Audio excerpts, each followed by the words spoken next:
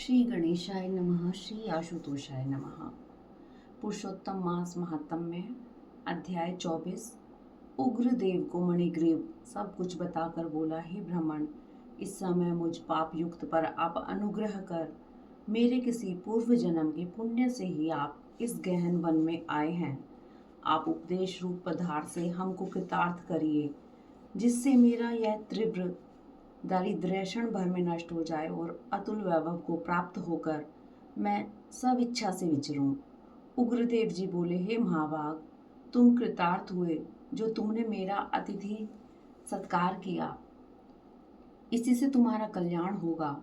बिना व्रत, बिना तीर्थ, बिना दान, बिना परिश्रम तेरा दारिद्र्य नष्ट हो जाएगा, ऐसा ही मैंने निश्चय किया है। इस मास के आगे तीसरा पुरुषोत्तम मास है, इसलिए तुम दोनों स्त्री पुरुष यत्न के साथ श्री पुरुषोत्तम भगवान की प्रसन्नता के लिए दीप दान करना, जिससे तुम्हारी यह तीव्र दारिद्र्य मूल सहित नष्ट हो जाएगा। तिलों के तेल से दीप दान करना, ऐश्वर्य होने पर घी से करना। इस समय इस वन में बसते हुए तेरे लिए दूसरा कोई उपाय नहीं है।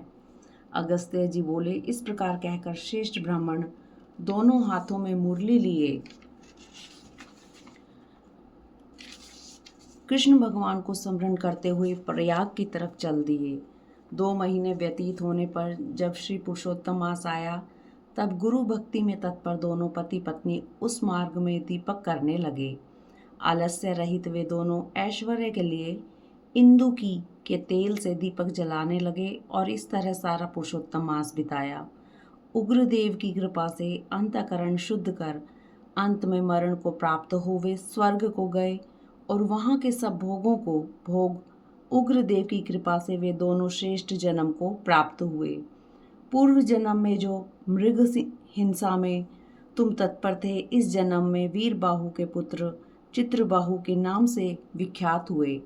इस समय तेरे आधे अंग को हरने वाली जो तेरी स्त्री है, वह पति के पुण्य को आधा भाग लेती है।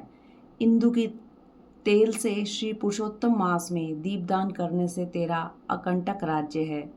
जो मनुष्य घी अथवा तिलों के तेल से अखंड दीप करे तो फिर कहना ही क्या है। पुरुषोत्तम मास के दीपक का ऐसा ही बल है, इसमें संशय नहीं।